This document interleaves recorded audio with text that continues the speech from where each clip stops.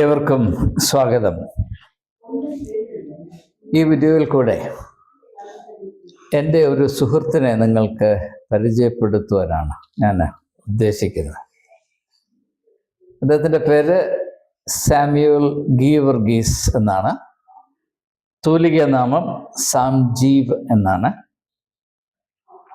അദ്ദേഹം പ്രൊഫഷൻ കൊണ്ട് ഒരു എഞ്ചിനീയറാണ് എങ്കിലും ഞാൻ അദ്ദേഹത്തെ അറിയുന്നത് ഒരു സർഗാത്മകതയുടെ ഉടമയായിട്ടാണ്. അദ്ദേഹം ഒരു എഴുത്തുകാരനാണ്. ചെറുകഥകൾ പബ്ലിഷ് ചെയ്തിട്ടുണ്ട്. നിധി തിരഞ്ഞെടുത്ത ചെറുകഥകൾ എന്ന ശീർഷകത്തിൽ പ്രസിദ്ധീകരിച്ചിട്ടുള്ള ഈ ഒരു പുസ്തകം ഇപ്പോൾ അദ്ദേഹം നടത്തിയ യാത്രകളുടെ വിവരണമായി കഥ പറയുന്ന കല്ലുകൾ എന്ന പുസ്തകം അത് പ്രസിദ്ധീകരിക്കാൻ പോവുകയാണ്. ഇത് സംബന്ധമായ ചില കാര്യങ്ങൾ നിങ്ങളോട് വെളിപ്പെടുത്തത്തക്കവണ്ണം ഒരു ചെറിയ സംഭാഷണം ആണ് ഇവിടെ ഉദ്ദേശിക്കുന്നത്. അപ്പോൾ ഈ പുസ്തകത്തിൻ്റെ വരുവാൻ പോകുന്ന പുസ്തകത്തിൻ്റെ പേര് അല്ലെങ്കിൽ ശീർഷകം കഥ പറയുന്ന കല്ലുകൾ. അത് എന്നെ നന്നേ ആകർഷിച്ചു. കാരണം ഈ അടുത്ത കാലത്ത് നിങ്ങൾ ശ്രദ്ധയിൽപ്പെട്ട് കാണും, ഒരു കത്തോലിക്ക പുരോഹിതൻ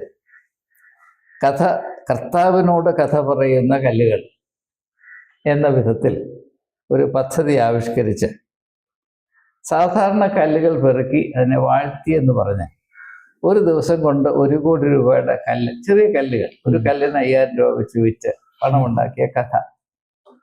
അത് വലിയ ആത്മീയ പ്രസ്ഥാനമായി കൊട്ടിഘോഷിക്കപ്പെടുന്ന ഒരു കാലഘട്ടത്തിൽ അതിൽ നിന്ന് തുലവും വ്യത്യസ്തമായി കഥ പറയുന്ന കല്ലുകളുണ്ട്, യഥാർത്ഥത്തിലുണ്ട്. എന്നാൽ അവ നമ്മോട് പറയുന്ന കഥകൾ വേറൊരു വിധത്തിലാണ് എന്നത് എൻ്റെ മനസ്സിൽ തട്ടിയൊരു ചിന്തയാണ്. ഉദാഹരണമായിട്ട്, എന്തുകൊണ്ടാണ് മനുഷ്യൻ കല്ലുകളോട് ഇത്രമാത്രം താല്പര്യം കാണിക്കുന്നത്? മനുഷ്യനും കല്ലും തമ്മിലുള്ള ബന്ധം എന്താണ്? യോഹന്നാന്റെ സുവിശേഷം 8-ാം അധ്യായത്തിൽ രേഖപ്പെടുത്തിയിരിക്കുന്ന ആ സംഭവം, ഒരു സ്ത്രീയെ ശിക്ഷിക്കാനായി അവളെ കല്ലെറിഞ്ഞ് കൊല്ലണം. കല്ലൊരു ആയുധമാണ്. മനുഷ്യന്റെ സന്മാർഗ ജീവിതത്തെ നിലവാരത്തെ നിലനിർത്താനായി മനുഷ്യൻ ഉപയോഗിക്കുന്ന ആയുധം കല്ലാണ്. വാക്കല്ല, കല്ലാണ്. മനസ്സിലാക്കുന്നത് ഒരു പ്രത്യേകതയാണത്. അതുപോലെ തന്നെ പഴയ നിയമത്തിൽ വരുമ്പോൾ യാക്കോബ് ദൈവത്തിന്റെ സാന്നിധ്യം ഞാൻ ഇവിടെ വെച്ച് അനുഭവിച്ചു എന്നതിനെ അടയാളപ്പെടുത്തുന്നത് കല്ല് കൂമ്പാരമായിട്ടിട്ടാണ്. എന്തുകൊണ്ടാണ് മറ്റു വിധത്തിൽ ചിന്തിക്കാത്തത്? ഒരു ചെടി നടാത്തത് എന്തുകൊണ്ടാണ്? അല്ലെ അവിടെ ഒരു കുളം തോണ്ടാത്തത് എന്തുകൊണ്ടാണ്?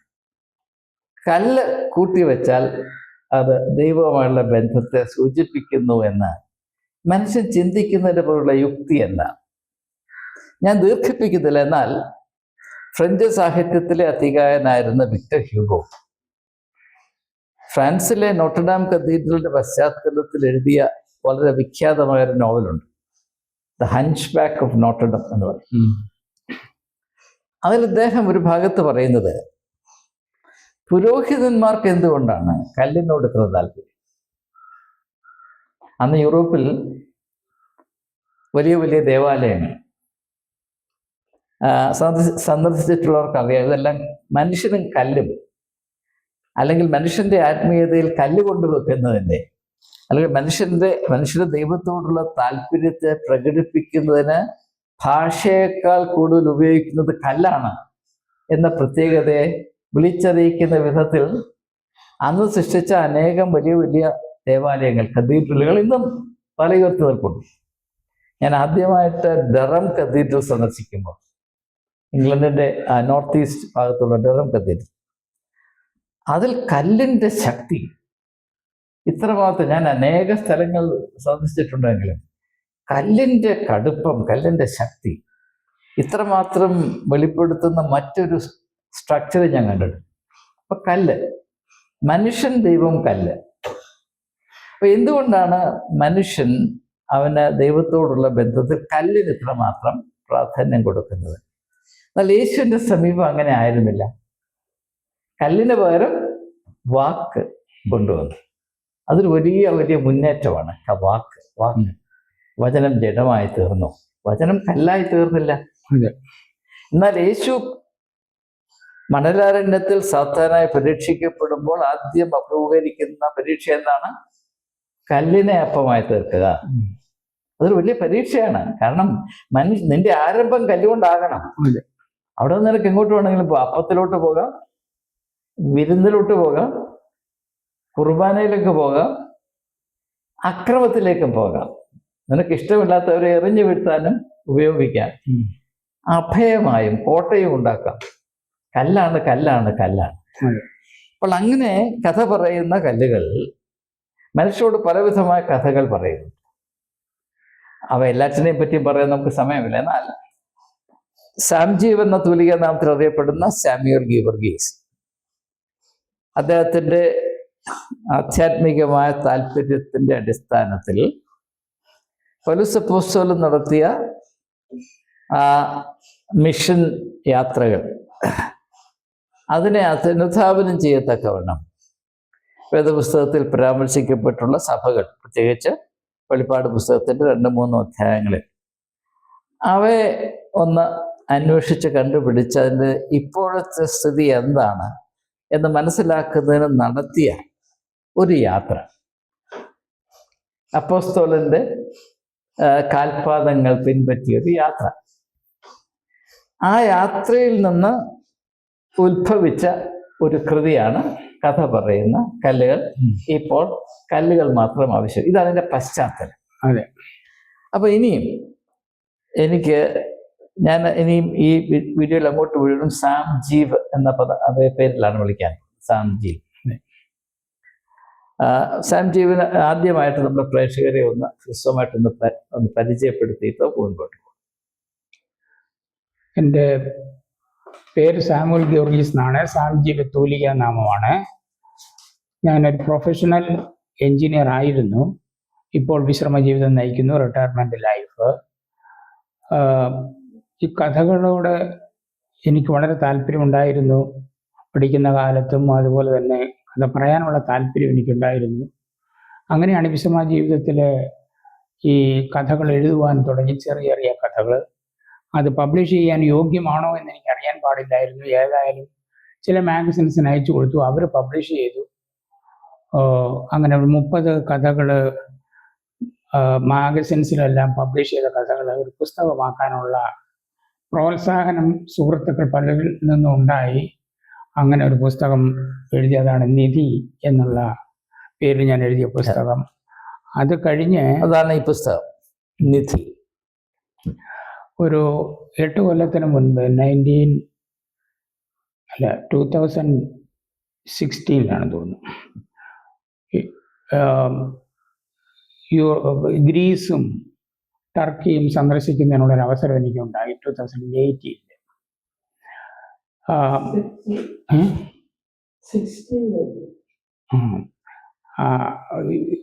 ഗ്രീസിലുള്ള പുരാതനമായ സ്ഥലങ്ങൾ, പ്രത്യേകിച്ച് ക്രൈസ്തവ സഭകളുമായിട്ട് ചരിത്രപരമായിട്ട് ബന്ധപ്പെട്ട സ്ഥലങ്ങൾ, ഏഥൻസ്, കോറിന്ത്, തെസലോനിക്കി, ബെറോവ, ഫിലിപ്പി വഴിയാണ് ക്രിസ്ത്യാനിറ്റി, ക്രൈസ്തവ മതം യൂറോപ്പിലേക്ക് ആദ്യമായിട്ട് പ്രവേശിക്കുന്നത്. ഫിലിപ്പി വഴിയാണ്. അപ്പോസ്തലനായ പൗലോസിന് ഉണ്ടായ മാസിഡോണിയൻ കോൾ, മലയാളം വേദപുസ്തകത്തിൽ മക്കതോന്യ വിളി എന്നാണല്ലോ എഴുതിയിരിക്കുന്നത്. ആ മക്കതോന്യ വിളി അനുസരിച്ചാണ് അപ്പോസ്തലനായ പൗലോസ് യൂറോപ്പിലേക്ക് ചെല്ലുന്നത്. ആദ്യത്തെ സന്ദർശിച്ച സ്ഥലം ഫിലിപ്പിയാണ്. ഫിലിപ്പിയിൽ നിന്ന് അദ്ദേഹം തെസലോനിക്കയിലേക്ക് പോകുന്നു. അവിടെ നിന്ന് പീഡനം മൂലം അവിടെ നിന്ന് ഓടി രക്ഷപ്പെടുകയാണ്. ബെറോവയിലേക്ക് ഓടി രക്ഷപ്പെടുന്നു. അവിടെയും നിൽക്കുവാൻ സാധ്യമല്ലാത്തത് കൊണ്ട് അദ്ദേഹം ഏഥൻസിലേക്കും പിന്നെ കോറിന്തിലേക്കും പോകുന്നു. അങ്ങനെ ആ സ്ഥലങ്ങളെല്ലാം സന്ദർശിക്കുവാനുള്ള ഒരു അവസരം ഉണ്ടായി. അപ്പോൾ ആ, അവിടെ ചെറിയ ചെറിയ പള്ളികളെല്ലാം, ഗ്രീസ് ക്രൈസ്തവ രാജ്യമായതുകൊണ്ട് അവിടെ ചെറിയ ചെറിയ പള്ളികളെല്ലാം ഇപ്പോഴും ഉണ്ട്. എന്നാൽ തുർക്കിയിലേക്ക് ചെന്നാൽ അതല്ല സ്ഥിതി.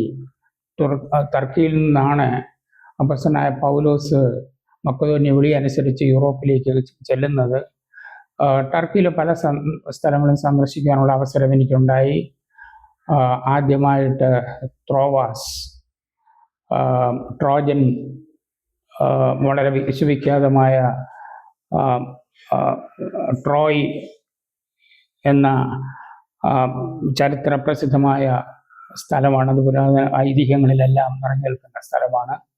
അവിടെ നിന്ന് മറ്റു പല സ്ഥലങ്ങളിലേക്ക് പെർഗമോസ് ഒരു സാമ്രാജ്യത്തിൻ്റെ തലസ്ഥാനമായിരുന്നു ഒരു കാലത്ത്. പെർഗമോസ് കാണുവാൻ പോയി. അവിടെയുള്ള റോമൻ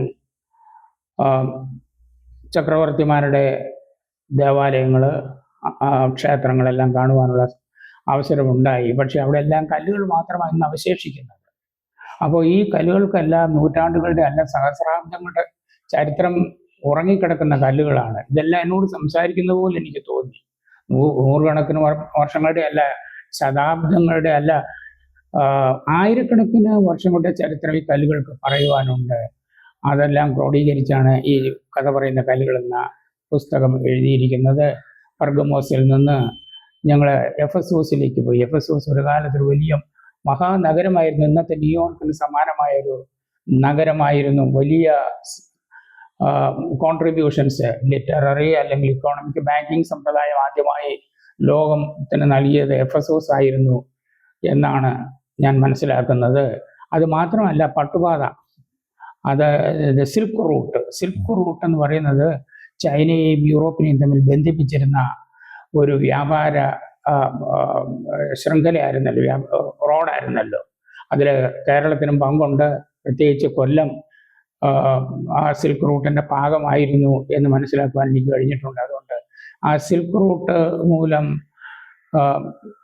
വളരെ സമ്പന്നതയിലേക്ക് ഉയർന്ന, അല്ലെങ്കിൽ വ്യാപാരം കൊണ്ട് വളരെ സമ്പന്നതയിലേക്ക് ഉയർന്ന ഒരു രാജ്യമായിരുന്നു, ഒരു സ്ഥലമായിരുന്നു എഫെസോസ്.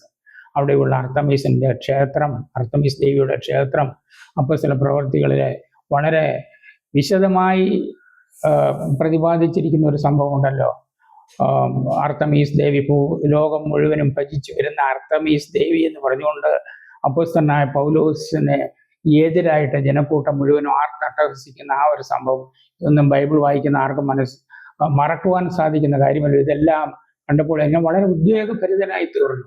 അവിടെയുള്ള ടെമ്പിൾസ്, റോമൻ ചക്രവർത്തിമാരുടെ ടെമ്പിൾസ്, റോമൻ ചക്രവർത്തിമാര് ദൈവങ്ങളായിട്ട് ആരാധിക്കപ്പെട്ടിരുന്നു. അവരുടെ ടെമ്പിൾസ്, ട്രാജൻ ചക്രവർത്തിയുടെ ക്ഷേത്രം, അതെല്ലാം കാണുമ്പോൾ ആ 1-ാം നൂറ്റാണ്ടിൽ എങ്ങനെയിരുന്നു, അല്ലെങ്കിൽ BC 1-ാം നൂറ്റാണ്ട്, 2-ാം നൂറ്റാണ്ട്, അല്ലെങ്കിൽ 1000-2000 കൊല്ലങ്ങൾക്ക് മുൻപ് ഈ സ്ഥലങ്ങളെല്ലാം എങ്ങനെ ഇരുന്നു എന്ന് എൻ്റെ മനോമുഖരത്തിൽ ഞാൻ സങ്കല്പിച്ച് നോക്കി. അതനുസരിച്ച് ആണ് ഈ പുസ്തകം ഞാൻ എഴുതിയിട്ടുള്ളത്. എഫെസോസ് മാത്രമല്ല, മറ്റു പല സ്ഥലങ്ങളും. വെളിപ്പാട് പുസ്തകത്തിലെ 7 സഭകളെ പറ്റി യോഹന്നാൻ അപ്പോസ്തലൻ പറയുന്നുണ്ടല്ലോ. 7 സഭകൾ: എഫെസോസ്, പെർഗമോസ്, തുയതൈര, സർദീസ്, ലവോദിക്ക, ഫിലദൽഫിയ എന്നീ പറയുന്ന 7 സഭകളും സന്ദർശിക്കുവാനുള്ള, ആ സ്ഥലങ്ങൾ സന്ദർശിക്കുവാനുള്ള ഭാഗ്യം എനിക്കുണ്ടായി. ഒരു ടൂറിസ്റ്റ് ഗ്രൂപ്പിനോട് ചേർന്നാണ് ആ സ്ഥലങ്ങൾ സന്ദർശിക്കുവാൻ സാധിച്ചത്. അവിടെയൊന്നും ഇന്ന് മതപരമായി പ്രാക്ടീസിങ് ചർച്ചസ് ഒന്നും ഇല്ല. എന്നാൽ ആ പഴയ ചരിത്രത്തിൻ്റെ സ്മാരകങ്ങളായിട്ട് ചില ഇടിഞ്ഞു പൊളിഞ്ഞു കിടക്കുന്ന ക്ഷേത്രങ്ങളുണ്ട്, ദേവാലയങ്ങളുണ്ട്, കല്ലുകളുണ്ട്. അതുകൊണ്ടാണ് ഞാൻ ഈ കഥ പറയുന്ന കല്ലുകൾ എന്നുള്ള പേരിൽ അത് എഴുതിയത്. മറ്റൊരു സ്ഥലം പത്മോസ് ദ്വീപാണ്. പത്മോസ് ഇന്ന് ഗ്രീസിൻ്റെ വകയാണ്. ടർക്കിയിൽ നിന്ന് അധിക ദൂരമല്ല, 40-45 മൈൽ ദൂരം മാത്രമേ ഉള്ളൂ. എന്നാൽ ഇന്നത് ഗ്രീസിൻ്റെ വകയാണ്. അവിടെയുള്ളൊരു വലിയ മൊണാസ്ട്രി ഇപ്പോഴും സജീവമാണ്. പ്രത്യേകിച്ച് അപ്പോസ്തലനായ യോഹന്നാന് ദിവ്യ ദർശനങ്ങൾ ലഭിച്ച സ്ഥലമാണ്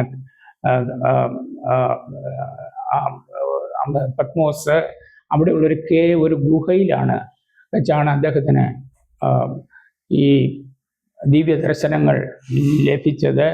ആ ദൈവപുത്രന്റെ ശബ്ദത്തിന്റെ പ്രകമ്പനം കൊണ്ട് ആ ഗുഹ, അത് നമ്മുടെ ഇവിടെയുള്ള ആഗ്നേയ ശിലകൾക്ക് സമാനമായ ശിലയ്ക്കുള്ളിലാണ് ഈ ഗുഹ. അവിടെ ഇരുന്നപ്പോഴാണ് പപ്പസനായ യോഹന്നാന് ദിവ്യ ദർശനങ്ങൾ ലഭിച്ചതെന്ന് പറയുന്നു. ആ ഗുഹ, ആ വൈബ്രേഷൻ കൊണ്ട്, അതിന്റെ ചലനം കൊണ്ട്, പ്രകമ്പനം കൊണ്ട് ആ ഗുഹയിൽ ഉണ്ടായിട്ടുള്ള വിള്ളലുകൾ ഇപ്പോഴും നമുക്ക് കാണുവാൻ കഴിയും. ഇതെല്ലാം കണ്ടപ്പോൾ വളരെ ഉദ്വേഗഭരിതനായി തീർന്നു ഞാൻ. അതിൻ്റെ ഫലമാണ് ഈ കഥ പറയുന്ന കല്ലുകൾ. 17 അധ്യായങ്ങൾ ഉണ്ട് ഈ പുസ്തകത്തിന്. അത് പ്രസിദ്ധീകരിക്കുവാനുള്ള ആഗ്രഹം എനിക്കുണ്ടായി. ബഹുമാനപ്പെട്ട റവറൻഡ് തമ്പുവച്ചൻ എനിക്ക് പ്രോത്സാഹനം തന്നു. അങ്ങനെയാണ് ഞാൻ ഇവിടെ എത്തിയത്. ഇങ്ങനെയുള്ള ഒരവസരം ലഭിച്ചതിൽ ഞാൻ സന്തോഷിക്കുന്നു. Thank you. അപ്പോൾ സംജയ് നമ്മളോട് പറഞ്ഞത് ഒരു കാലത്ത് വളരെ പ്രാധാന്യം അർഹിച്ചിരുന്നതും ശ്രദ്ധേയമായ ആത്മീയ അസ്തിത്വം നിലനിർത്തിയിരുന്നതുമായ സഭകൾ, അത് കാലാന്തരങ്ങളിൽ കൽക്കൂമ്പാരങ്ങളായി മാറിപ്പോയിരിക്കുന്നു എന്നൊരു ചരിത്ര യാഥാർത്ഥ്യമാണ്. ഒരു ചരിത്ര യാഥാർത്ഥ്യം. പിന്നെ ആർക്കും നിരാകരിക്കാൻ സാധ്യമല്ല, നിരാകരിക്കുന്നവർ പ്രയോജനമല്ല. എന്നാൽ ഇതേ സഭകൾക്ക് പ്രത്യേകമായ രീതിയിൽ ദൈവം ദൂത് കൊടുത്തതാണ്. ഓരോ സഭകൾക്കും അതിൻ്റെതായ പ്രത്യേകമായ അവസ്ഥകളെ സൂക്ഷ്മമായി മനസ്സിലാക്കി അവർ അതുകൊണ്ട് പ്രത്യേകമായി ശ്രദ്ധിക്കേണ്ട കാര്യങ്ങളിൽ ഊന്നൽ കൊടുത്ത് അവർക്കായി ദൈവം കൊടുത്തു എന്ന് പറയുന്ന ദൂതുകളുണ്ട്, മുന്നറിയിപ്പുകൾ. ഈ പറയുന്ന 7 സഭകളിൽ ഏതെങ്കിലും ഒരു സഭ അവർക്കായി നൽകപ്പെട്ട പ്രത്യേകമായ ദൂതിനെ ഗൗനിച്ച് അതിൻ്റെ അർത്ഥം മനസ്സിലാക്കി അത് പ്രയോജനപ്പെടുത്തി എന്ന എന്തെങ്കിലും തെളിവുണ്ട്? പ്രയോജനപ്പെടുത്തിയിരുന്നെങ്കിൽ ഇന്നവ ഈ കൽക്കൂമ്പാരങ്ങളായി അവശേഷിക്കുമായിരുന്നു എന്നൊരു ചോദ്യം ന്യായമായും വായനക്കാരുടെ മനസ്സിൽ വരും, അല്ലേ? നാം ഇപ്പോൾ കാണുന്നത് കല്ലുകളാണ്. ഒരു കാലത്ത് കല്ലുകളായിരുന്നില്ല, അവ ജീവനുള്ള വിശ്വാസികൾ ഉൾപ്പെടുന്ന സഭകളായിരുന്നു. അവയിൽ മേന്മകൾ ഉണ്ടായിരുന്നു എന്ന ദൂതൻ പറയുന്നുണ്ട്. ഓരോ സഭയ്ക്കും മേന്മകളുണ്ടായിരുന്നു, പക്ഷെ ആ മേന്മകളുടെ മധ്യത്തിൽ പോരായ്മകളുണ്ട്. അപ്പോൾ മേന്മകളുണ്ട് എന്ന് പറഞ്ഞ് അതിൽ അഹങ്കരിച്ച് നിൽക്കാതെ നമ്മുടെ മധ്യത്തിലുള്ള പോരായ്മകൾ തിരിച്ചറിഞ്ഞവയെ പരിഹരിക്കണം എന്ന ഉദ്ദേശത്തോടു കൂടെയാണല്ലോ ദൂത് കൊടുത്തത്. അങ്ങനെ കൊടുത്ത ദൂത് ഈ 7 സഭകളിൽ ഏതെങ്കിലും ഒരു സഭ കൈക്കൊണ്ടതായോ പ്രയോജനപ്പെടുത്തിയതായോ ഈ യാത്രാ മധ്യത്തിൽ തോന്നിയിട്ടില്ല. അതിനെപ്പറ്റി എന്തെങ്കിലും നമ്മുടെ പ്രേക്ഷകർക്ക് മനസ്സിലാകത്തക്കവണ്ണം അവർ ചിന്തിക്കേണ്ട എന്തെങ്കിലും വശം? ഈ 7 സഭകളുടെയും സ്ഥിതി ഇപ്പോൾ ഒന്ന് തന്നെ. എഫെസോസ് സഭയെ പറ്റി പറയുമ്പോൾ നിന്റെ ആദ്യ സ്നേഹം എത്ര വലിയത്, എന്നാൽ അതിൽ നിന്ന് നീ വീണുപോയി, നിന്റെ പതനം എത്ര വലിയതെന്നാണ് ദൈവത്തിന്റെ ആത്മാവ് പറയുന്നത്. അവിടെ ഒന്നുമില്ല കാണുവാൻ. പിന്നെ 2 സഭകളെ പറ്റി ദൈവത്തിന്റെ ആത്മാവ് നല്ലത് മാത്രമേ പറഞ്ഞിട്ടുള്ളൂ. ഒന്ന് ഫിലദൽഫിയയിലെ സഭയും ഒന്ന് സ്മിർനയിലെ സഭയാണ്. അതിൻ്റെയും സ്ഥിതി മറ്റുള്ള സഭകളിൽ നിന്ന് ഒട്ടും വ്യത്യസ്തമല്ല. ഇപ്പോഴ് ഫിലദൽഫിയയിലെ ഒരു പടുകൂറ്റൻ കത്തീഡ്രലിന്റെ ഇടിഞ്ഞു പൊളിഞ്ഞു കിടക്കുന്ന ഭാഗങ്ങൾ മാത്രം കാണുവാൻ കഴിയും. ഞാൻ അതിനകത്ത് പറഞ്ഞു, ഞാൻ അവസാനമായിട്ടൊന്ന് തിരിഞ്ഞു നോക്കിയപ്പോൾ അവിടെ മരം കാക്കകൾ പറക്കുന്നത് കണ്ടു. ഇന്ന് അവരാണ് അതിൻ്റെ അവകാശികൾ.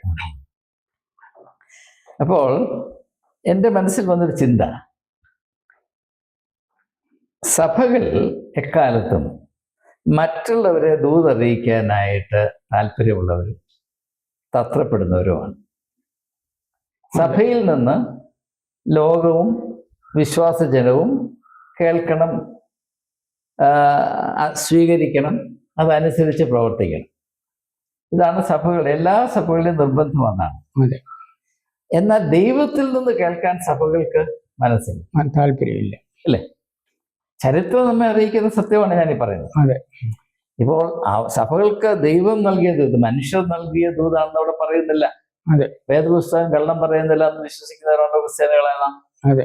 അപ്പൊ ദൈവം മനഃപൂർവ്വം സഭകൾക്ക് ഓരോ സഭകളുടെയും പ്രത്യേകത തിരിച്ചറിഞ്ഞ് അവർ അനിവാര്യം പാലിക്കേണ്ട അച്ചടക്കത്തെ വളരെ വ്യക്തമായി സൂചിപ്പിച്ച് ദൂതായി അവർക്ക് നൽകുമ്പോൾ അത് സ്വീകരിപ്പാൻ ഒരു സഭയും കൂട്ടാക്കിയില്ല എന്നതാണ് ഇന്നത്തെ യാഥാർത്ഥ്യം. ചരിത്ര സത്യമാണ്. 7 സഭകളുണ്ട്. അതിലേതെങ്കിലും ഒരു സഭ കൂട്ടാക്കിയതായിട്ട് നമുക്ക് തെളിയില്ല, പറയുന്നില്ല, മനസ്സിലാക്കണം, തെളിവില്ല. അപ്പോൾ സഭകളുടെ എക്കാലത്തും നിലപാട് ഞങ്ങൾ പറയുന്നത് ദൈവവും മനുഷ്യരും കേൾക്കണം. അതെ. അപ്പോൾ നിങ്ങൾക്ക് ദൈവത്തോട് പറയാനുള്ളത് ദൈവത്തെ കേൾപ്പിക്കാൻ ഞങ്ങൾക്ക് അധികാരമുണ്ട് എന്നതാണ് സഭകളുടെ നിലപാട്, ഇല്ലേ? അതെ. പക്ഷെ ദൈവം പറയുന്നത് സഭകൾ കേൾക്കുന്നില്ല. അങ്ങനെ കേട്ട് ഒരു സംഭവമില്ല, അതാണ് രസം. അതെ. പക്ഷെ ഇങ്ങനെയുള്ള കാര്യങ്ങൾ നാം ചിന്തിക്കാറില്ല. അപ്പോൾ ഇങ്ങനെ ഒരു യാത്ര നടത്തുമ്പോൾ, ഇപ്പോൾ ഞാൻ ഈ റൂട്ടിൽ സഞ്ചരിച്ചിട്ടുള്ള വ്യക്തിയല്ല, എന്നാൽ പുതിയ നിയമത്തിൽ രേഖപ്പെടുത്തിയിട്ടുള്ള കാര്യങ്ങളെ പറ്റി പരാപരം എനിക്കറിയാം. അപ്പോൾ ആ അറിവ് വെച്ച് ഞാൻ ഈ സഭകളോടുള്ള ദൂതിനെ പഠിച്ചിട്ടുണ്ട്. അന്ന് പഠിച്ചപ്പോൾ, പിന്നെയും പഠിച്ചുകൊണ്ടേ ഇരുന്നപ്പോൾ എന്നിൽ ഉദിച്ചു വരാത്തൊരു ചിന്തയാണ് ഞാൻ ഇപ്പോൾ സാംജിയോട് പറയുന്നത്. അതായത് ഇപ്പോൾ സാംജീവ് ഇങ്ങനെ പോയി സ്വന്തം കണ്ണുകൊണ്ട് ഈ സഭകളുടെ ഇപ്പോഴത്തെ അവസ്ഥ കണ്ട് മനസ്സിലാക്കി അതിനെ സാക്ഷീകരിച്ചപ്പോൾ, അല്ലെങ്കിൽ സാംജീവിന്റെ കണ്ണിൽ കൂടെ ഞാനും യാത്ര ചെയ്ത് ഇത് കണ്ട് മനസ്സിലാക്കിയപ്പോൾ എൻ്റെ മനസ്സിൽ ഉദിച്ച ചിന്ത എന്താണ്? ദൈവം കൊടുക്കുന്ന ദൂതിനെ പ്രയോജനപ്പെടുത്തുവാനുള്ള ആത്മീകമായ ആ ഒരു എന്താണ് പറയുന്നത്, ഒരു ഹ്യൂമിലിറ്റി, സൗമ്യതയുള്ളവർ ഭാഗ്യവാന്മാർ എന്ന് ഭാഗ്യവാന്മാർ. അത് സഭകൾക്കില്ലല്ലോ, സഭകൾക്കില്ല. എന്നാൽ സഭകൾ പറയുന്ന അതുപോലെ എല്ലാവരും അനുസരിക്കണം എന്നത് സഭയ്ക്ക് നിർബന്ധമുണ്ടല്ലോ. ഇതാണ് അധപ്പതനത്തിന്റെ മൂലകാരണം എന്നാണ് ഞാൻ മനസ്സിലാക്കുന്നത്. അതിനെപ്പറ്റി സാംജീവൻ എന്താണ് പറയാ? അത് വളരെ ശരിയാണ്. ലവോദിക്ക സഭയെ പറ്റി പറയുമ്പോൾ ദൈവപുത്രൻ ആ സഭയ്ക്ക് ഉള്ളിലല്ല, സഭയ്ക്ക് വെളിയിലാണെന്നാണ് പറയുന്നത്. അതേസമയം ലവോദിക്ക സകലവിധ ഐശ്വര്യങ്ങളും അല്ലെങ്കിൽ മെറ്റീരിയൽ പ്രോസ്പെക്റ്റ് ധാരാളം ഉണ്ടായിരുന്ന ഒരു സഭയാണെന്ന വെളിപ്പാട് പുസ്തകത്തിൽ പറയുന്നത്. അവരെ പറ്റി ഒരു നല്ല കാര്യവും പറയാൻ ദൈവപുത്രന് കഴിയുന്നില്ല. പക്ഷെ പറയുന്നത്, ഞാൻ വാതിൽക്കൽ നിന്ന് മുട്ടുന്നു, ആരെങ്കിലും എൻ്റെ ശബ്ദം കേട്ട് വാതിൽ തുറന്നാൽ ഞാൻ അവരോട് കൂടെ കൂട്ടായ്മ ആയിരിക്കും. അപ്പോൾ ദൈവത്തിന് മനുഷ്യനോട് കൂട്ടായ്മ ആയിരിക്കാനുള്ള വലിയൊരു വലിയൊരു ആഗ്രഹം അവിടെ കാണുന്നുണ്ട്. പക്ഷേ അവര് വാതിൽ തുറന്നതായിട്ടോ അല്ലെങ്കിൽ അവർക്ക് ഒരു മാനസാന്തരം ഉള്ളതായിട്ടോ നാം അവിടെ കാണുന്നില്ല. എല്ലാ സഭകളുടെയും ഇതുപോലെ എഫെസോസ് സഭയെ പറയുമ്പോൾ നിന്റെ പതനം ഇത്ര വലുതെന്ന് പറയുന്നു. ഇത് എല്ലാ സഭകളുടെയും ചരിത്രം ഇതാണ്, ഇങ്ങനെ സംഭവിച്ചിരിക്കുന്നു. ഇത് നമുക്കൊരു വലിയൊരു പാഠമാണ്. വളരെ ക്രിസ്ത്യാനികളുടെ, വിശ്വാസികളുടെ കണ്ണ് തുറക്കേണ്ട ഒരു യാഥാർത്ഥ്യമാണ് ഈ യാത്രാ വിവരണത്തിൽ കൂടെ എൻ്റെ മനസ്സിൽ ഉദിച്ചത് എന്നാണ് ഞാൻ മനസ്സിലാക്കുന്നത്. ഇനിയും ലൗദോക്യ സഭയെ പറ്റി പരാമർശിച്ചതുകൊണ്ട് ഞാനൊരു കാര്യം കൂടെ പറഞ്ഞ് നമുക്ക് നമ്മുടെ ഈ ചർച്ച അവസാനിപ്പിക്കാം. അവിടെ എന്തുകൊണ്ടാണ് യേശുവിനെ സഭയുടെ ഗേറ്റിന് വെളിയിൽ നിർത്തിയിരിക്കുന്നത്? ഞാൻ മനസ്സിലാക്കുന്നത് യേശുവിൻ്റെ വ്യക്തിത്വത്തിൻ്റെ പ്രത്യേകത എപ്പോഴും വേറിട്ട കാഴ്ചകളുടെ വ്യക്തിത്വമാണ് യേശുവിൻ്റെ. സംഘടിതമായ സഭകൾ വെച്ചു പുലർത്തുന്ന കാഴ്ചപ്പാടോ ചിന്താരീതിയോ അല്ല യേശുവിൻ്റെ. യേശു എവിടെ നോക്കിയാലും അവിടെ നിലനിൽക്കുന്ന സാഹചര്യങ്ങൾ, അതിനെ ജനം മനസ്സിലാക്കുന്ന വിധം, അതിനൊക്കെ അധികാരവർഗം, വരേണ്യവർഗം കൈകാര്യം ചെയ്യുന്ന വിധം, അതിൽ നിന്ന് വ്യത്യസ്തമായിട്ടാണ് കാണുകയും ചിന്തിക്കുകയും പ്രതികരിക്കുകയും ചെയ്തിട്ടുള്ളത്. 4 സുവിശേഷങ്ങളിലും രേഖപ്പെടുത്തിയിട്ടുള്ള ഓരോ സംഭവങ്ങളും നാം ശ്രദ്ധിച്ചാൽ ഇതാണ് അതിനകത്തെ മർമ്മം എന്ന് മനസ്സിലാക്കാൻ കഴിയും. അപ്പോൾ യേശുവിനെ വെളിയിൽ നിർത്തിയിരിക്കുന്നു, സഭയ്ക്കുള്ളിൽ പ്രവേശിക്കാൻ അനുവാദമില്ല എന്ന് പറയുന്നതിന്റെ കാര്യം, എല്ലാ സഭകൾക്കും എക്കാലത്തും ഉണ്ടായിരുന്ന ഒരു പ്രശ്നം, ഒരു സോക്കയുടെ ഒരു ജ്വരം. അവര് പറയുന്നതിൽ നിന്ന് വേറിട്ട് ആരെങ്കിലും ഒന്ന് പരാമർശിച്ചാൽ പുകഞ്ഞ കൊള്ളി പുറത്ത്. അതുകൊണ്ട് യേശുവിനെ പോലെ ഒരു വ്യക്തിത്വത്തെ ഉൾക്കൊള്ളുവാൻ, സ്വീകരിക്കുവാൻ, അവനെ അകത്തൊന്ന് കടത്തിവിടുവാൻ ആന്തരികമായ വിശാലതയോ വികസനമോ ധൈര്യമോ ഉള്ള ഒരു സഭാ സംഘടന എവിടെയെങ്കിലും ഉണ്ടോ എന്നത് ഞാൻ എപ്പോഴും വളരെ വിഷമത്തോടും ആകാംക്ഷയോടും എന്നോട് ചോദിക്കുന്ന ഒരു ചോദ്യമാണ്. ഇതിനെപ്പറ്റി സഞ്ജീവൻ എന്തെങ്കിലും പറയാനോ? അതെ, എഫെസു ലവോദിക്ക സഭയെ പറ്റി പറയുമ്പോൾ അവിടെ പറയുന്ന നീ അന്ധനാണ്, നീ കുരുടനാണ്. ഞാനത് വായിച്ചപ്പോഴേ അന്ധനും ആയ ഒരു മനുഷ്യൻ വസ്ത്രം ധരിച്ചിട്ടില്ല, മാനസിക വിഭ്രാന്തി കൊണ്ട ഒരു മനുഷ്യൻ, ഒരു ഭ്രാന്തൻ എൻ്റെ ജൽപ്പനങ്ങളായിട്ടാണ് തോന്നി എന്ന് അദ്ദേഹം പറയുന്നത്. ഞാൻ സമ്പന്നൻ, എനിക്കൊന്നിനും മുട്ടില്ല. അതുപോലെ ആ മെറ്റീരിയൽ പ്രോസ്പെരിറ്റിയുടെ അങ്ങേ അറ്റത്താണ് ഈ ലവോദിക്ക സഭയെ പറ്റി നാം കാണുന്നത്. പക്ഷേ ദൈവവചനം പറയുന്നത് നീ നഗ്നനാണ്, നീ കുരുടനാണ്, നീ ദരിദ്രനാണ്, നീ രോഗിയാണ്. എന്തൊരു വലിയ ധാർമ്മിക അധപ്പതനമാണ്. ഇതേ സ്ഥിതിയാണ് നമ്മുടെ പല സഭകൾക്കും, അല്ലെങ്കിൽ ഇന്നത്തെ സാഹചര്യമായിട്ട് നോക്കുമ്പോൾ ഇതേ ഒരു ദർശനമാണ്, ഇതേ ഒരു വീക്ഷണമാണ് നമുക്ക് കാണുവാൻ കഴിയുന്നത്. അപ്പോൾ ഇവിടെ നാം തിരിച്ചറിയേണ്ട മറ്റൊരു വലിയ സത്യം കൂടെ നമ്മെ തുറച്ചു നോക്കുന്നുണ്ട്. അതായത് ഈ സഭകളുടെ ഉള്ളിൽ സ്ഥിതി ചെയ്യുന്ന ഒരു വിശ്വാസ സമൂഹം ഉണ്ടല്ലോ, അവർക്ക് എന്താണ് ഈ യാഥാർത്ഥ്യം തിരിച്ചറിയാൻ കഴിയാതെ പോകുന്നത്? ഈ ലവോദിക്ക സഭയിലെ അംഗങ്ങളായി സ്ഥിതി ചെയ്യുന്ന വലിയ വിശ്വാസികൾ, വിശ്വാസ വീരന്മാർ, നീട്ടി പ്രാർത്ഥിക്കുന്നവർ, വലിയ പാട്ട് പാടുന്നവർ, പ്രസംഗിക്കുന്നവർ ധാരാളം ഉണ്ടായിരുന്നു. അവരാരും തിരിച്ചറിയാത്തൊരു യാഥാർത്ഥ്യങ്ങളാണ്. അവർ കണ്ണുകൊട്ടന്മാരാണ്, നഗ്നരാണ്, ദരിദ്രരാണ്. ഈ അവരെ പറ്റിയുള്ള യാഥാർത്ഥ്യം അവർക്ക് തിരിച്ചറിയാൻ കഴിയുന്നില്ല. അതുകൊണ്ടാണല്ലോ അവരോട് പറയേണ്ടി വന്നത്. അവരറിയാത്ത കാര്യമല്ല അറിയിക്കുന്നത്. അപ്പോൾ ഇവിടെ ഞാൻ കാണുന്ന ഒരു പ്രത്യേകമായ ഒരു ഊന്നൽ, നമ്മൾ ഒരു സഭയായി ഇങ്ങനെ രൂപീകരിക്കപ്പെട്ടിരിക്കുന്നു. നമുക്ക് നമ്മുടേതായ പാരമ്പര്യങ്ങളും ധാരണകളും രീതികളും ഒക്കെ ഉണ്ട്. പക്ഷേ ഇതിനകത്ത് മാത്രം തങ്ങി നിൽക്കുന്ന ആളുകൾ ഒട്ടക്കിണറ്റിലെ തവളയെ പോലെ അവരെല്ലാറ്റിലും പര്യാപ്തരാണ്, അവരെ കഴിഞ്ഞ ആരുമില്ല എന്ന ധാരണയിൽ അവിടെ യഥാർത്ഥ അവസ്ഥയെ പറ്റിയുള്ള സത്യം തിരിച്ചറിയാൻ ഒരിക്കലും കഴിയാത്ത വിധത്തിൽ കഴിഞ്ഞു പോകുകയാണ്. അപ്പൊ അവരുടെ അവസ്ഥയുടെ സത്യം കണ്ടുപിടിക്കണമെങ്കിൽ, മനസ്സിലാകണമെങ്കിൽ അതിൽ ഉൾപ്പെടാത്ത വേറൊരു വ്യക്തി വരണം. അതെ. അപ്പോൾ ഇത് നമുക്കറിയാം, യേശു തന്റെ പരസ്യ ശുശ്രൂഷ ആരംഭിക്കുമ്പോൾ ഇതേ മർമ്മമായിരുന്നു, ഇതേ പാറ്റേൺ ആയിരുന്നു. യഹൂദ മത സംവിധാനം ഇങ്ങനെ വലിയ മാഹാത്മ്യത്തിൽ, അധികാര ഘടനയിൽ ഇങ്ങനെ വലിയ ഒരു തഴച്ചു വളർന്ന അത്തിമരം പോലെ ഇങ്ങനെ തഴച്ചു നിന്നു.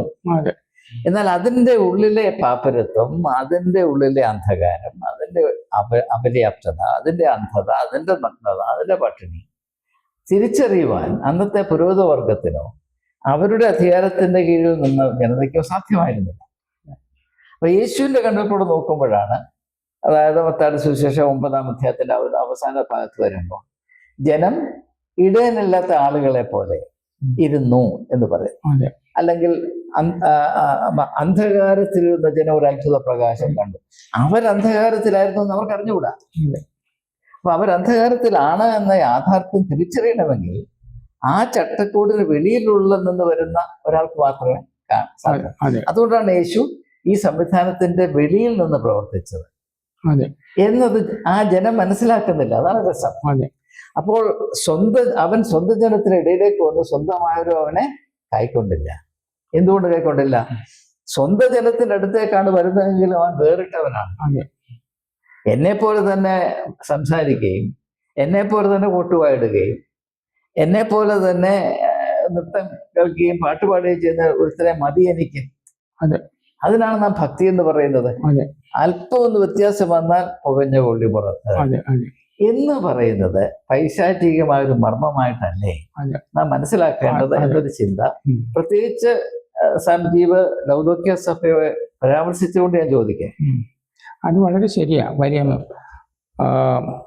സുവിശേഷങ്ങളിലേക്ക് വരുമ്പോൾ നമ്മൾ സ്നാപക യോഹന്നാനെ പറ്റി നാം വായിക്കുന്നുണ്ട്. യോഹന്നാൻ തികച്ചും വേർപെട്ട ഒരു മനുഷ്യനായിട്ടാണ്, സാധാരണക്കാരനല്ല. പക്ഷേ സർപ്പസന്തതികളെ എന്ന് ജനത്തെ അതെ വിളിക്കുവാനുള്ള ധൈര്യം അദ്ദേഹം കാണിച്ചു. അതിൻ്റെ കോൺസിക്വൻസ് അദ്ദേഹം അനുഭവിക്കുകയും ചെയ്തു. തല പോയി. അപ്പോൾ ആ ഒരു എസ്റ്റാബ്ലിഷ്മെന്റിൽ നിന്ന്, ആ ചട്ടക്കൂട്ടിൽ നിന്ന് വെളിയിൽ വന്ന ഒരാളിനെ സർപ്പസന്തതികളെ എന്ന് നോക്കി വിളിക്കുവാനുള്ളൊരു ധൈര്യവും പ്രചോദനവും ഉണ്ടാകും. അപ്പൊ സത്യത്തോട് പ്രതിപത്തി കാണിക്കണമെങ്കിൽ, സത്യത്തെ സാക്ഷീകരിക്കണമെങ്കിൽ, ഈ ചട്ടക്കൂടിന് ഉള്ളിൽ മാത്രം പരിമിതപ്പെട്ട് കിടക്കുന്ന, അതിൽ അള്ളിപ്പിടിച്ച് കിടക്കുന്ന ഒരു വ്യക്തിക്കും സാധ്യമല്ല എന്നത് സ്നാപക യോഹന്നാന്റെ അനുഭവത്തിൽ കൂടെ മാത്രമല്ല, പഴയ പ്രവാചക പുസ്തകങ്ങളിൽ മുഴുവനും അതാണ് നാം കാണുന്നത്. അത് മുഴുവനും സ്വാംശീകരിച്ചുകൊണ്ടാണ് മത്തായിയുടെ സുവിശേഷം 23-ാം അധ്യായത്തിൽ യേശു വിലപിക്കുന്നുണ്ട്. അതായത് പ്രവാചകന്മാരെ കല്ലെറിഞ്ഞ് കൊല്ലുന്നൊരു ചരിത്രം നിനക്കുണ്ട്. അതാണ് നിന്റെ പാരമ്പര്യം. ആരാണ് പ്രവാചകൻ? സത്യത്തിന് സത്യത്തെ സാക്ഷീകരിക്കാനായിട്ട് വന്നവൻ. അവനെ കല്ലെറിഞ്ഞ് കൊല്ലുന്നതാണ് നിന്റെ പാരമ്പര്യം. ഈ പാരമ്പര്യത്തെ ഉയർത്തിപ്പിടിച്ച് അതാണ് ദൈവം എന്ന് പറഞ്ഞ് നടക്കുന്ന ആളുകൾ ശ്രദ്ധിക്കേണ്ട കാര്യങ്ങളാണ് ഇവ, അല്ലേ? അപ്പൊ അതുകൊണ്ട് ക്രിസ്ത്യാനികൾ എന്ന് പറയുന്ന ആളുകൾ വളരെ വളരെ കരുതേണ്ട, ചിന്തിക്കേണ്ട, മനനം ചെയ്യേണ്ട ചില വലിയ വലിയ സത്യങ്ങൾ മറഞ്ഞ് കിടപ്പുണ്ട്, അല്ലെങ്കിൽ പൂഴ്ത്തി വെച്ചിട്ടുണ്ട്. അവയിലേക്കുള്ളൊരു അന്വേഷണം കൂടെ ആയിട്ടുമാണ് ഞാൻ ഈ യാത്ര കാണുന്നത് എന്ന് സൂചിപ്പിക്കാനാണ്. അതുകൊണ്ട് ഞാനിനിയും പ്രേക്ഷകരോട് പറയട്ടെ, ഈ പുസ്തകം ഇനിയും പബ്ലിഷ് ചെയ്യപ്പെട്ടിട്ടില്ല. അധിക നാൾ കഴിയാതെ ഇത് പബ്ലിഷ് ചെയ്യപ്പെടുന്നതാണ്. അത് വരുമ്പോൾ നിങ്ങൾ ഏവരും ഇത് വായിച്ച് മനസ്സിലാക്കി. ഇത് വളരെ ലളിതമായിട്ടാണ് എഴുതപ്പെട്ടിട്ടുള്ള. ഭാഷ വളരെ മനോഹരമാണ്, ലളിതവും മനോഹരവുമാണ്. ഞാനും ഒരു ചെറിയ തോതിൽ എഴുതുന്ന വ്യക്തിയായതുകൊണ്ട് ഭാഷ പ്രയോഗിക്കുമ്പോൾ അതിൻ്റെ കൃത്യത, അതിൻ്റെ സുതാര്യത, അതിൻ്റെ പര്യാപ്തത എന്ന ഘടകങ്ങളുണ്ട്. അതാണ് സ്റ്റൈൽ എന്ന് നാം പറയുന്നത്. അങ്ങനെ നോക്കുമ്പോൾ ഈ വിഷയം യാത്രാക്കുറിപ്പ് എഴുതുമ്പോൾ ഒരു നോവൽ എഴുതുന്നത് പോലെയല്ല, അല്ലെങ്കിൽ ഒരു കവിത എഴുതുന്നത് പോലെയല്ല. അത് വസ്തുതാപരമായ രേഖപ്പെടുത്തലാണ്. അതിൽ ശാസ്ത്രീയമായ പൊപ്പിനും തൊങ്ങലിനും ഒന്നും മാർജിൻ ഇല്ലെന്നല്ല, കുറവാണ്. എന്നാൽ അവിടെ വരുത്തി വെക്കാവുന്ന നന്മ എന്ന് പറയുന്നത് സ്റ്റൈലിൻ്റെ ആ ഒരു സുതാര്യതയും ആ ഒരു പര്യാപ്തതയുമാണ്, ആഡിക്വസി ഓഫ് സ്റ്റൈൽ. അതുകൊണ്ട് ഇത് വായിക്കാൻ ഒരു വിധത്തിലും വായിക്കുന്ന ആളിന് യാതൊരു വിധത്തിലും ക്ലേശം വരാത്ത വിധത്തിൽ ഒന്നും വളരെയധികം വിശദീകരിക്കാതെ എല്ലാ വസ്തുതകളും അത് അർഹിക്കുന്ന തോതിൽ മാത്രം പ്രതിപാദിച്ച് അളന്നു കുറിച്ച് രേഖപ്പെടുത്തിയിട്ടുള്ള ഒരു യാത്രാ കുറിപ്പാണിത്. ഇത് പ്രത്യേകിച്ച് പുതിയ നിയമത്തോട് താല്പര്യമുള്ളവർ, അതിലും പ്രത്യേകിച്ച് വെളിപ്പാട് പുസ്തകത്തോട് താല്പര്യമുള്ളവർ വളരെ സന്തോഷത്തോടുകൂടെ വായിച്ച് അതിൻ്റെ ഗുണഫലം അനുഭവിപ്പാൻ സാധ്യതയുണ്ട് എന്നതാണ് ഞാൻ പ്രതീക്ഷിക്കുന്നത്. അതുകൊണ്ട് ഇത് പ്രസിദ്ധീകരിച്ച് കഴിയുമ്പോൾ നിങ്ങളുടെ പിന്തുണ ഈ കൃതിക്ക് ഉണ്ടാകണം.